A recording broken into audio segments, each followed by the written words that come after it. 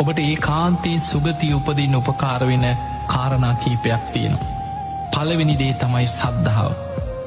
ඔබ නිතර බුදුගුණ සිහි කරනවන, ඔබ නිතර ධර්මී ගුණ සිහි කරනවන, ඔබ නිතර ආරි මහා ශ්‍රාවකයන්ව සංඝයාව ගුණ වශයෙන් සිහි කරනවන, ඔබේ හිතේ තුනුරුවන් ගැන අප්‍රමාණ සද්ධාවක් උපදිනවා.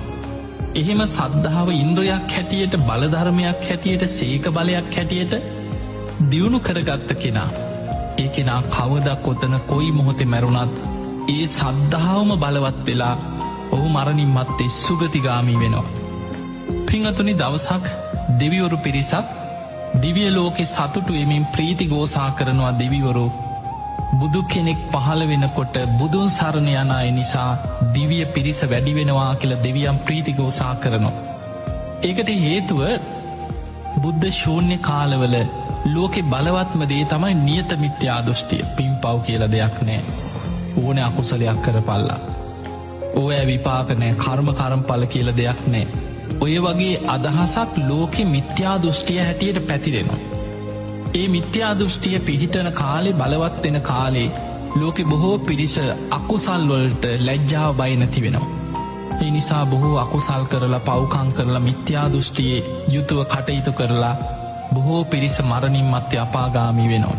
ඒ කාලවල, මිත්‍යා දෘෂ්ටිය බලවත් කාලවල, බුද්ධ ශූන්‍ය කාලවල දිවිය පිරිස අඩුවෙනවා කියලා.